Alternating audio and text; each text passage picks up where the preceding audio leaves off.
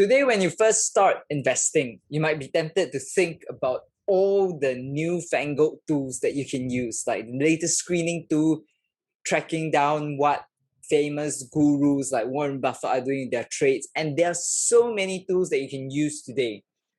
But before that, let's take a step back and think about the basics before you even start investing. Because before you even start investing, it's about what you do to ensure that you are safe before you put up all your capital for potential loss by everything. And today I want to share with you 3 basic principles that you need to do before you start investing. And before that, I wanted to share with you a quick story of my personal experience. This is the Starbucks story. This is me drinking from a flask. When I was studying in university, I used to love saving money. And you might not believe it, but one afternoon, whilst I was waiting in the cafe for someone, I ended up taking someone's coffee and drinking it. This was before COVID, when there were so many restrictions and nobody really feared. But you might find it disgusting, but that was how far I was willing to go just to save money. But in the point of doing that, I realized that I had learned how to save money, but I had forgotten to live. Why am I sharing with you this story? This story is to show that before we even start investing, we need to think about why. Why are you investing? Why are you putting yourself through this to save so much money to put in a stock market? Why even bothering to do that? So, the first principle to have, the first basic thing to do, is to follow every single penny. Today, many apps allow you to do that, but the point is to make it a point to follow every single purchase that you have. This helps you to be clear about where your money is going rather than consciously or unconsciously spending it without knowing where it goes. You can use apps like Wally. Personally, I use that because it's simple, but there are many apps that you can use. The point is to start tracking and to be more aware. The second thing is to be a budgeting badass. And how do you do that? It is to have an envelope method.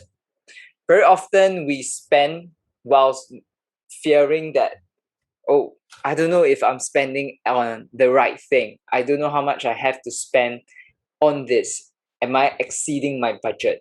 Well, with an envelope method, you can assign envelopes of money to different expenditure, different types of expenditure. So, for example, if you needed to spend on fun things like your hobby, like an outing, like a movie, you could assign a set budget for that every single month, like $50.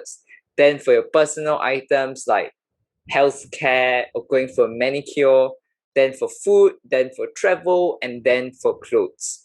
You see, the envelope method allows you to be assured of spending without fearing that you are overspending, because you know that there's a budget set aside for that, and the point is to follow that budget. The third most important principle is to set a goal.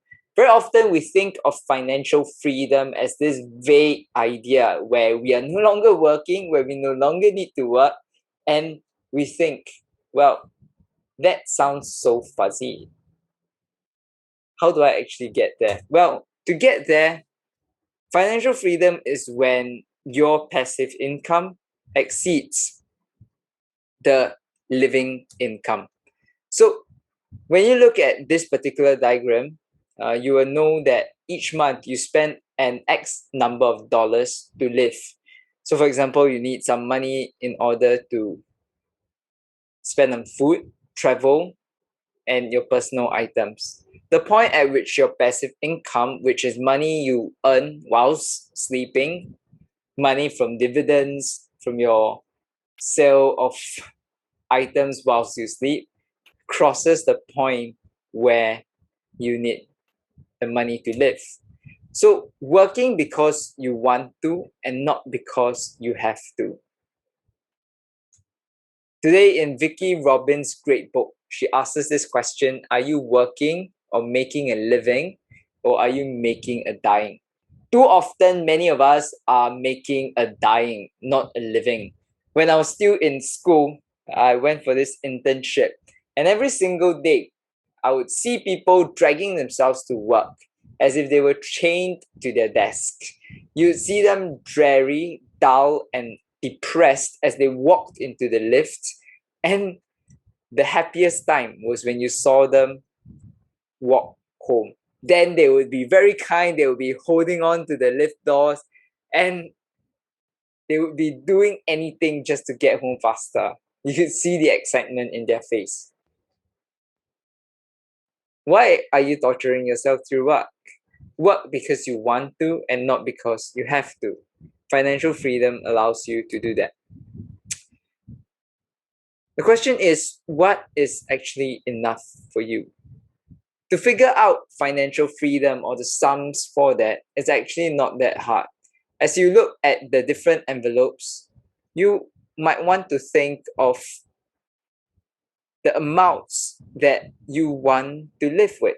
So, do they need to be bigger? Like you want more time for fun when you're financially free. Instead of $50, you want a $200 budget each month. Instead of spending hundreds of dollars on personal expenses each month, maybe you want to spend less on food, on travel, on clothes. As you total up these different numbers, you get an idea of what your living income is and to work towards that every month. The most important thing is to think, what are your values? What do you actually treasure? What do you cherish? Here, you will see certain things like love, relationships, career, your work life, technology, gadgets, your things, your gym, your body. As you look through these items, pick out 3 that are most important to you.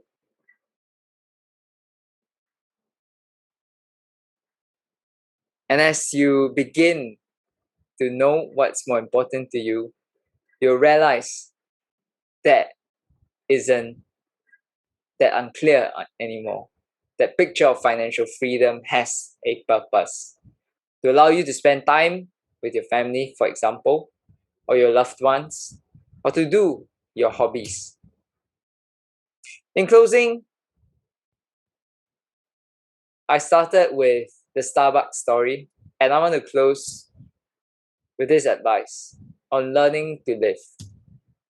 Don't just be a person with a pound bill head. Don't just be a person with a dollar sign around his eyes. Live as a person.